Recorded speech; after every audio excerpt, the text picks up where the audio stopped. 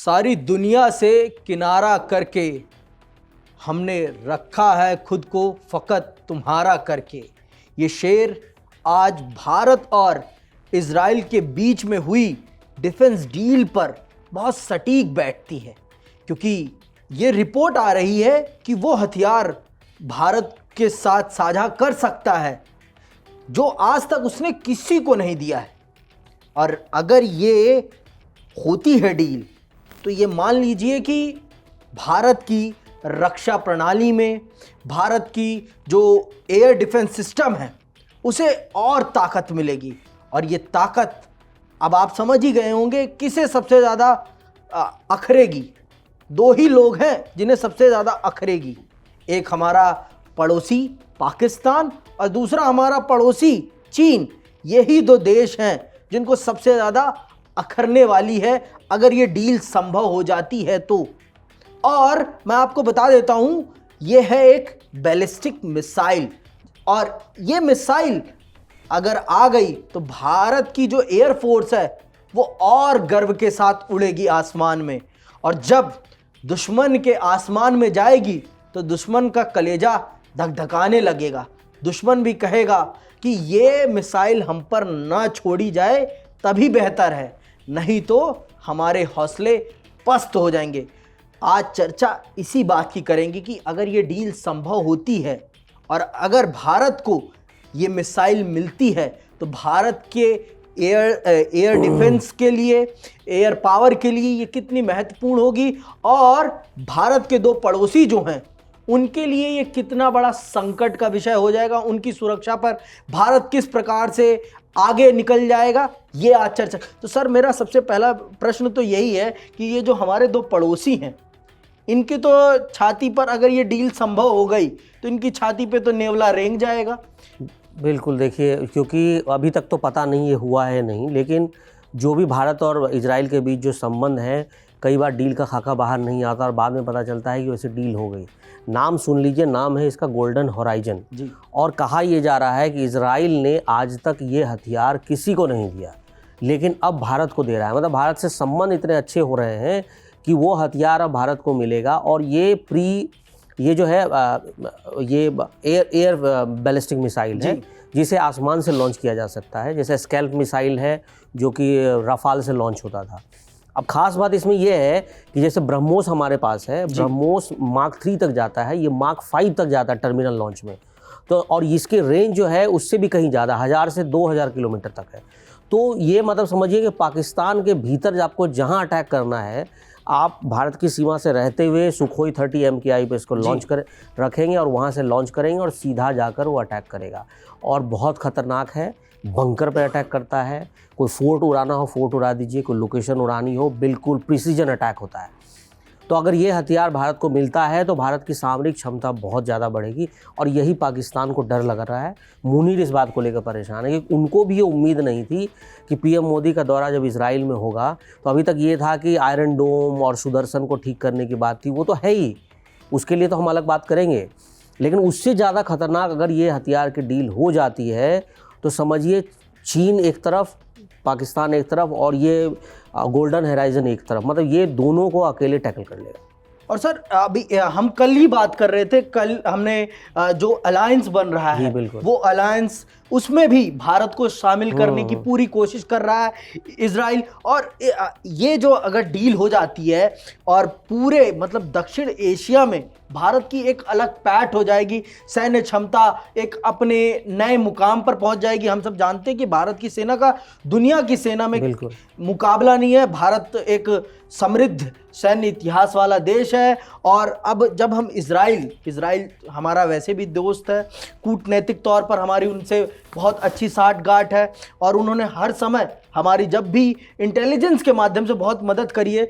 तो आप इस चीज़ को, ये जो अगर ये बनता है, और कल जो हम अलायंस की बात कर रहे हैं हेक्सागन की, अगर उसमें भारत शामिल होता है और इजराइल के साथ इस पूरी समझौते में आ जाता है, तो इसका भारत के और दक्षिण एशिया पर क्या प्रभाव पड़ेगा? देखिए, कल यही बात हो रही थी कि हेक्सागन अलायंस में भारत शामिल होगा या नहीं।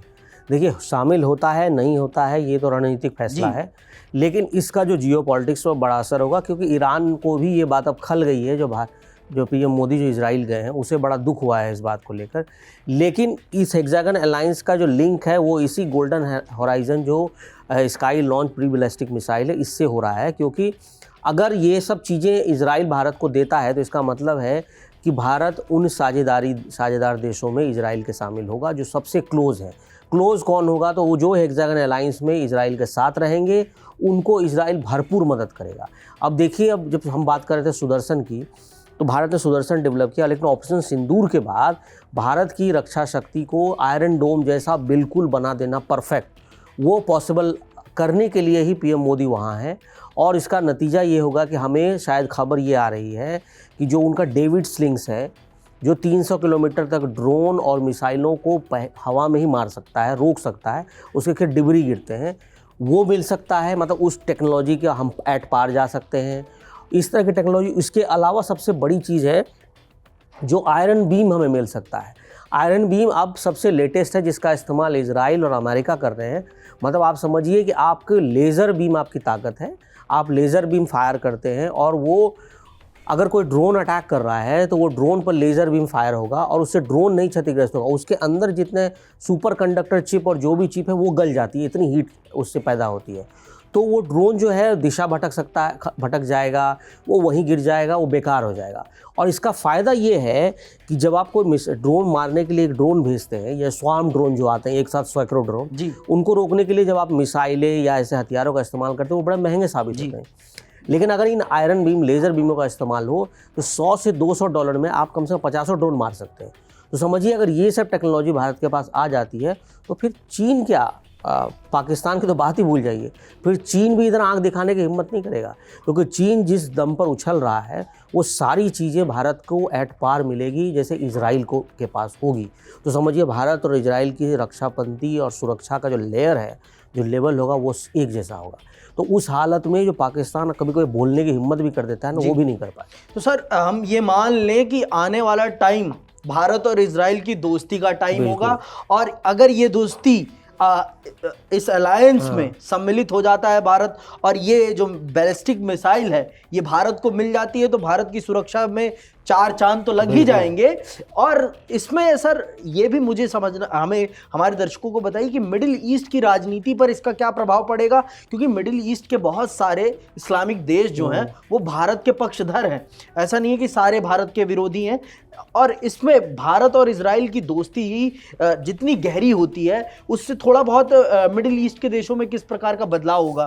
देखिए ये तो बात भारत को भी भारत में जो रणनीतिकार हैं उसको बेहतर तरीके से जानते हैं कि जैसे हेक्सागन अलायंस में अगर भारत शामिल होता है, लेकिन भारत के इससे पहले एक छोटी सी बात बता दो, भारत, ग्रीस और इजराइल मिलकर एक त्रिशक्ति बना रहे हैं जो टैकल करेगा टर्की को, क्योंकि टर्की जाने अनजाने भारत का दुश्मन बना बैठा है जिससे भारत का कोई एक अच्छे संबंध थे। टर्की और पाकिस्तान मिलकर भारत के लिए मुसीबत कर रहे हैं और इजराइल के लिए मुसीबत कर रहे हैं। ये पाकिस्तान अफगानिस्तान के लिए मुसीबत कर रहा है। तो कुल मिलाकर पाकिस्तान और टर्की का जो ये गठजोड़ है दुनिया के कई देशों को परेशान कर रहा है। उधर ईरान और इजराइल के बीच में कॉन्फ्लिक्ट है, पूरी दुनिया जानती है। लेकिन जब हेक्सागन अलायंस में भारत बहुत ही समझदारी के साथ रहते हुए एंटर कर सकता है, क्योंकि अगर उस अलायंस में आप एंटर करते हैं तो इसका मतलब है कि मिडिल ईस्ट के देश, चाहे सऊदी अरब हो या कतर हो या UAE हो, ये सारे देशों के साथ संबंध थोड़ा सा तीखा हो सकता है। भारत ये बात को अच्छी तरह से समझता है कि हमारे लाखों कामगार वहाँ काम करते हैं, कतर में, सऊदी अरब और इन सब देशों में। तो अगर आप सीधे जाकर उनसे अलायंस कर लेते हो, और जैसे भारत ने हमेशा से कहा है कि हम सीधा ही किसी के साथ ना इधर ना उधर, दोनों साइड के पक्षधर नहीं रहे हैं, और जो हमारा सिद्धांत भी रहा है जैसे रूस यूक्रेन में कि आप दोनों को चाहते हैं कि शांति से काम हो जाए, तो इसलिए भारत रहेगा बाहर, सपोर्ट करेगा इजराइल को वो उस हद तक जहां भारत की अपनी क्षमता है और भारत को जहां लगता है कि हमें अपना फ़ायदा है। तो इसीलिए भारत इस अलायंस में तो नहीं जाएगा, और इसीलिए मिडिल ईस्ट के साथ हमारे संबंध बेहतर हों, ये सबसे ज़्यादा ज़रूरी है। भारत को भी समझना है और भारत कर भी रहा है। और सऊदी अरब और कतर और UAE जैसे जो हैं देश, ये सब भी समझते हैं कि भारत अचानक से इतना अग्रेसिव मोड में नहीं जाता, जो हम कहते हैं वसुधैव कुटुंबकम और पूरी, ये बात भारत बहुत अच्छे से अपने नीतियों में भी लागू करता है और भारत के साथ संबंध इधर भी अच्छे हैं। अब देखिए इजराइल के साथ भी है तो फिलिस्तीन के साथ हमने मान्यता दे रखी है, तो इसलिए इजराइल ये जानते हुए भी हमारे साथ है। तो ठीक उसी तरह ये मिडिल ईस्ट के भी देश भी, जैसे ईरान के साथ भारत के अच्छे संबंध है इतने होने के बावजूद जी, तो इतना होने के बावजूद अगर भारत ने बहुत बैलेंस तरीके से सबको समेट कर रखा है तराजू पे अलग अलग अलग, तो मुझे लगता है कि ये बैलेंसिंग नेचर है और ये हमेशा भारत का जो नीति है ये कामयाब रहेगी। तो सर हम मान के चलें कि भारत ने सदैव अपनी संप्रभुता को सर्वोपरि रखा है और उस चीज़ को हमेशा कभी अपने ऊपर हावी नहीं होने दिया, न किसी भी देश की राजनीति को, न किसी भी देश के विचार को, हमेशा अपने विचार को अपने ऊपर हावी लेकर चलने वाला एक राष्ट्र है भारत, और इसमें तो कोई शक नहीं है। और पड़ोसी के देश में खलबली मचाना हमारा एक काम है और ये खलबली मच चुकी है दोनों पड़ोसियों के बीच में, क्योंकि अगर ये संबंध अपने अंत तक पहुंचता है और ये डील हो जाती है तो आप ये मान लीजिए कि दोनों पड़ोसी बौखला जाएंगे, और इतनी बौखलाहट जो हमें आने वाले टाइम में देखने को मिलेगी भी सीमाओं पर। अब ये तो आने वाला समय बताएगा कि चीज़ें क्या होती हैं, डील का क्या रुख होता है, लेकिन हम इतना ज़रूर कहेंगे कि अपनी सुरक्षा के लिए जो हो सके वो करना चाहिए। अपने आप को अगर आप ताकतवर नहीं बनाएंगे तो आप दबा ज़रूर दिए जाएंगे। इसी के साथ मैं विदा लेता हूँ। जय हिंद, जय भारत।